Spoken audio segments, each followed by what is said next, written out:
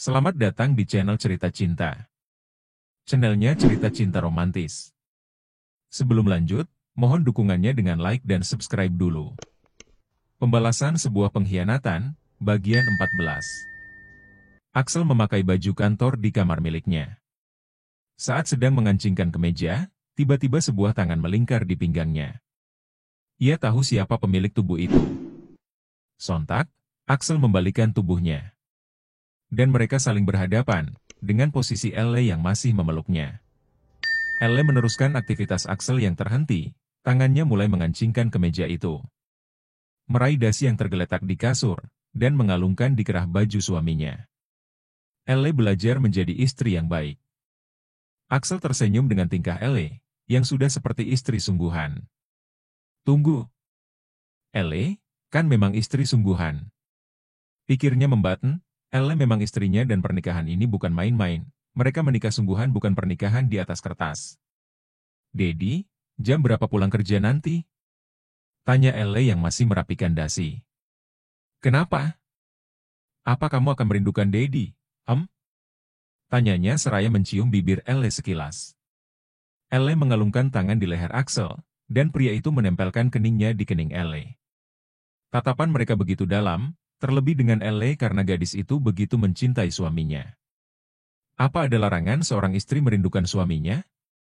Tanya Elle, Dedi itu suamiku, wajar kalau aku ingin tahu kepulangan suamiku. Dedi usahakan pulang cepat, hari ini akan ada pertemuan dengan Olan, jelas Axel. Janji langsung pulang?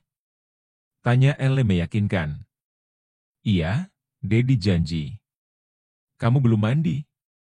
Elle menggelengkan kepala. Ia akan mandi setelah suaminya berangkat ke kantor. Elle menemani Axel sarapan, dan sesekali Carla mencuri pandang.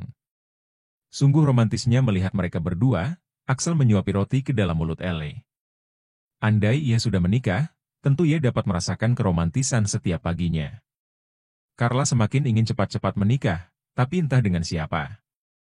Menunggu seseorang menyatakan cinta padanya, tapi ia rasa itu mustahil. Pria yang ia sukai tidak menunjukkan rasa suka padanya. Sudah takdir, Carla menerima takdirnya yang menjadi perawan tua. Setelah sarapan, Elle mengantar suaminya ke depan. Mereka saling berpelukan sebelum berpisah, berciuman di depan para jomblo sejati. Carla dan Jose menyaksikan itu. Tidak tahu tempat, setidaknya menganggapku ada di sini, gumam Jose menggerutu. Makanya menikah biar bisa begitu, celetuk Axel yang mendengar ucapan Jose. Elle pun terkekeh dengan pria matang berstatus jomblo itu. Sayang, Dedi berangkat dulu. Lagi-lagi Axel mencium Elle di hadapan Jose. Jose yang tidak mau melihat, ia langsung ke mobil lebih dulu dan menunggunya di sana. Axel sudah tiba di kantor. Tanpa diduga, Olan sudah menunggunya di ruangan tunggu. Axel terkejut saat mendapati pria itu sudah menunggunya. Dia semangat sekali, ucap Axel saat tiba di ruangannya. Bagus dong, itu bisa mempermudah urusan kita, kata Jose. Biasanya klien susah ditemui, dan ini tidak perlu menghubunginya karena Olan yang kekeh ingin bekerja sama. Baiklah, kita selesaikan urusan dengannya, aku sudah janji akan pulang cepat. Oh iya, pesankan bunga yang paling cantik. Aku belum memberikan ucapan saat Elle ulang tahun, perintahnya. Tema makan malam. Apa perlu booking tempat? Tanya Jose. Ya, atur sebaik mungkin. Baiklah, itu urusan gampang. Pagi, Tuan Olan, sapa Axel. Pagi juga, Tuan Axel. Olan dan Axel saling berjabat tangan.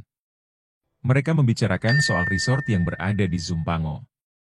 Saat mereka sedang berbincang, tiba-tiba ada seorang tamu datang dan ingin bertemu dengan Axel. Salah staf mengetuk pintu dan Axel langsung menyuruhnya masuk. Maaf, Pak. Ada seorang wanita yang ingin bertemu dengan Anda, ucap staf. Siapa? Tanya Axel. Nona Lori, jawab staf. Suruh saja dia masuk. Axel berharap, kedatangan wanita itu membawa kabar baik untuknya. Lori pun akhirnya masuk dengan membawa sesuatu di tangan. Sesampainya di sana ia mengerutkan kening. Ia pikir tidak ada siapa-siapa di sana, ternyata ia mengenal pemuda itu. Olan, ucap Lori. Axel dan Jose saling pandang, mereka saling mengenal? Pikirnya. Yang menjadi perhatian Axel adalah yang dibawa oleh Lori, sebuah file yang ia kenali dari warnanya. Itu, ucap Axel. Lori mengangkat file tersebut. Ya, aku sudah berhasil menemukannya. Beruntung, nama kepemilikan masih atas namamu, ucap Lori. Wanita itu memberikan file tersebut, dan Axel menerimanya dengan sangat bahagia. Aku tidak tahu harus berkata apa padamu, yang jelas aku sangat berterima kasih. Akan aku simpan baik-baik file ini, kata Axel bahagia. Oh iya, kalian saling mengenal? Tanyanya pada Lori. Ya, kami satu kampus dulu. Dia juniorku, jelas Lori. Entah kebetulan atau apa yang jelas ini keberuntungan bagi Axel. Kita perlu merayakannya, ucap Lori. Tentu, jawab Axel cepat.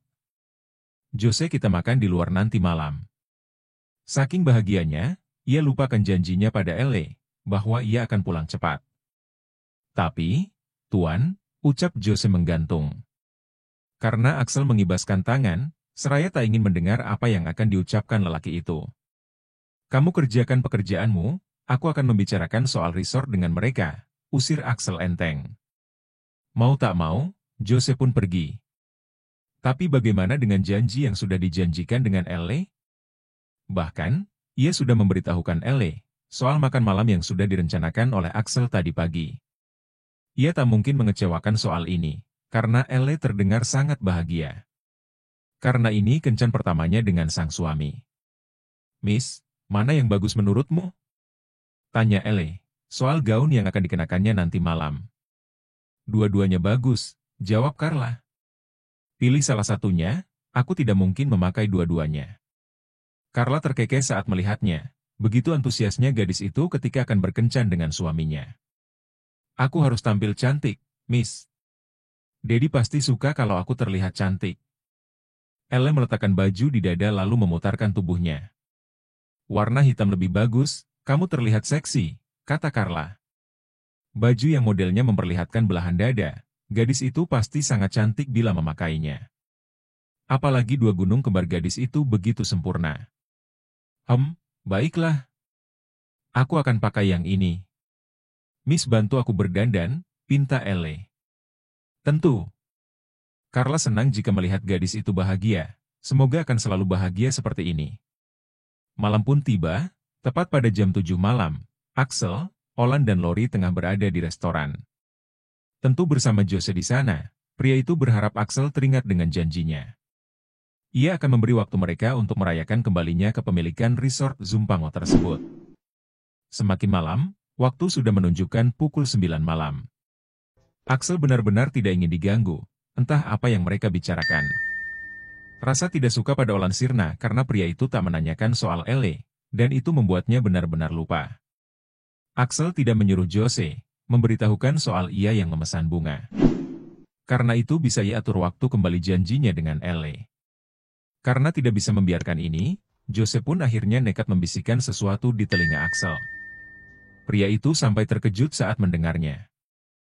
Miss, apa Daddy lupa kalau dia ada janji denganku? Tanya Elle menunggu suaminya pulang. Jam sudah menunjukkan pukul 8 malam, Elle gelisah menanti. Saking kesalnya ia membanting tubuhnya di kasur, sudah dandan cantik malah kecewa. Carla tak dapat berkata apa-apa, pikirannya pun mulai buruk. Apa tuannya sengaja memberikan harapan palsu? Kekhawatiran mulai terasa, tidak ingin membuat mood Elle semakin berantakan. Ia pergi dan langsung menghubungi Jose. Cepatlah pulang, dan bawa Tuan Axel pulang, ucap Carla pada sambungannya pada Jose. Ponselnya kembali ditutup, sebelum meninggalkan kamar. Carla menoleh ke arah tempat tidur dari ambang pintu, lalu pergi. Setelah acara makan malam, Axel segera pergi untuk pulang ke rumah. Kenapa ia bisa sebodoh ini? Setelah ia mendapatkan berkas penting mengenai perusahaannya, dengan mudahnya ia melupakan Elle. Lebih cepat sedikit, Jose. Pinta Axel, memerintahkan Jose mempercepat laju mobilnya. Mobil pun langsung melesat. Tak membutuhkan waktu lama. Setibanya di rumah, Axel segera masuk ke dalam untuk menemui Elle, masuk ke kamar gadis itu. Terlihat Elle yang tertidur meringkuk di atas ranjang miliknya, dengan gaun yang dikenakannya malam ini.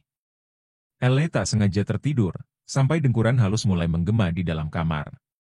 Saat Axel datang menemuinya pun, ia tidak tahu karena tidur begitu pulas. Axel menghampiri, duduk di tepi ranjang sambil menarik selimut untuk menutupi tubuh istrinya. Merasa ada yang menyentuh kulitnya, Elle membuka mata. Lalu beranjak dan mendudukkan diri. "Dedi," Elle memeluknya, "aku kira Dedi tidak akan pulang malam ini. Apa kita bisa makan malam sekarang?" "Aku kelaparan sampai tertidur," ucap Elle lemas. Axel membelai punggung gadis itu. "Maafkan Dedi, Dedi tidak bermaksud membohongimu. Tapi ini sudah malam, apa akan tetap makan malam?" tanya Axel meyakinkan. "Tentu, aku tidak mau melewatkan kencan pertama kita," ucap Elle. Axel benar-benar merasa bersalah. Mereka kini sudah duduk di meja makan, terpaksa Axel sendiri yang menghangatkan makan malam tersebut. Saat tahu Axel akan terlambat, Carla menyiapkan makan malam di rumah. Dan benar saja, makanan yang terhidang tidak sia-sia. Makan malam yang sangat romantis bagi Elle, karena ia bahagia dengan acara sederhana ini meski diawali dengan kekecewaan. "Dedi punya sesuatu untukmu." Axel memberikan seikat bunga kepada istri kecilnya, dan Elle menerimanya dan langsung mencium bunga tersebut. "Terima kasih, Dedi. Aku mencintaimu," Elle memeluk pria itu dari samping. "Ya, Dedi juga mencintaimu." Untuk yang pertama kalinya, ia mengucapkan kata cinta atas kesadaran sendiri. Malam indah itu membuat keduanya bahagia. Perusahaan pun sudah kembali di tangan. Tinggal meyakinkan nasib Leo, bahwa lelaki itu harus hancur, dan kembali pada kehidupannya. Berarti, pria itu masih memiliki tempat pelacuran, dan itu harus dimusnahkan. Seusai makan malam itu mereka berakhir di tempat tidur, melakukan penyatuan dengan penuh cinta. Genjotan-genjotan nikmat begitu syahdu, keduanya sangat menikmatinya. "Aaf. Sayang, kamu makin pintar, baby. Dedi makin cinta sama kamu." Mendapat pujian dari sang suami, Elle makin liar di ranjang. Ia makin semangat, memberi kenikmatan dan kepuasan pada sang Dedi, sekaligus suaminya. "Nikmati aku Dedi, bikin aku melayang berkali-kali," ucap Elle nanar. Axel merasakan perbedaan dari sebelumnya. Tanpa rasa benci lagi kepada gadis itu, apakah ini ada hubungannya dengan kembalinya perusahaannya? Sementara di tempat lain, Leo sibuk mencari berkas penting mengenai resort, karena ia akan mengembangkan resort itu lebih dalam. Mendapatkan investasi besar, dan ia butuh berkas itu untuk bukti bahwa ialah pemiliknya. Leo terus mengobrak-abrik seisi laci dan berangkas, tapi tak kunjung ketemu. "Ronald!" panggil Leo berteriak penuh dengan amarah. Ia ingat betul kapan terakhir ia menyimpan berkas tersebut. "Ya, Tuan." Ronald datang dengan detak jantung yang tidak beraturan. "Berkasnya hilang. Kamu lihat, kan, kalau kemarin aku meletakkannya di sini?" Tunjuk Leo pada sebuah laci. Ronald mengangguk karena ia memang melihatnya. "Cek CCTV, aku mau tahu siapa yang sudah berani masuk ruanganku tanpa seizinku." Tangannya mengepal ketika melihat rekaman CCTV. "Kurang ajar!" ucapnya dengan nada marah. "Lori, di mana dia?" tanya Leo pada asisten di rumah. Ia langsung pulang saat tahu bahwa istrinya lah yang mengambil berkasnya.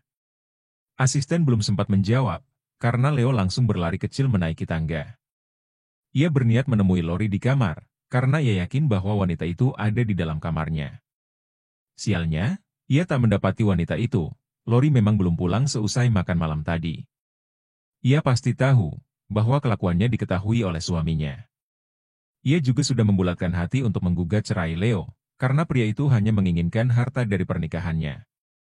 Kurang ajar sekali dia tidak ada di rumah, dia menantang rupanya. Leo benar-benar marah. Untuk apa wanita itu mengambil surat-surat penting itu? Pikirnya heran. Leo tidak bisa tinggal diam, ia langsung mencari keberadaan Lori. "Ronald, kita cari Lori sampai ketemu," ucap Leo dalam kemurkaannya. Di tempat lain, Lori tengah bersama Olan di sebuah klub malam. Wanita itu menghibur diri di sana, karena ia begitu kecewa dengan pernikahannya yang harus kandas. Mencintai tapi hanya untuk dimanfaatkan. Olan, kita harus mabuk malam ini. Sebentar lagi aku akan terbebas dari pria brengsek itu, ucap Lori lirih. Kenapa harus mabuk, Lori? Daripada mabuk lebih baik kamu pikirkan masa depanmu. Oh iya, apa kamu mengenal anak Tuan Axel? Tanya Olan menyelidik. Kenapa? Apa kamu naksir sama anak itu? Aku tidak begitu mengenalnya, tapi aku tahu dia memiliki anak gadis dan seingatku dia bukan anaknya. Tapi entahlah, aku tidak mau ikut campur, jelasnya. Bukan anaknya? Batin Olan kaget. Saat sedang asyik di klub, Leo datang. Dirinya melihat Lori sedang bersama seorang pria. Ia mendekat dan langsung menarik tangan Lori dengan paksa. Lepaskan. Ujar Lori terkejut. Berani kamu bermain denganku, hah? Mata Leo menyorot dengan tajam. Kamu kemanakan surat-surat itu, hah? Kembalikan. Pinta Leo geram. Lori menghempaskan tangannya. Kamu pikir aku bodoh akan memberikannya padamu, hah? Aku sudah mengembalikan pada pemiliknya. Dasar pencuri. Plak. Sebuah tamparan mendarat sempurna di pipi mulus Lori. Saat akan kembali melayangkan tamparan lagi, dengan cepat Olan menangkisnya. Berani jangan sama perempuan, telak Olan mantap. Jangan ikut campur. Dia itu istriku. Kata Leo sinis. Meski dia istrimu bukan berarti kamu bisa kasar kepadanya. Hadapi aku kalau berani, tantang Olan. Bersambung.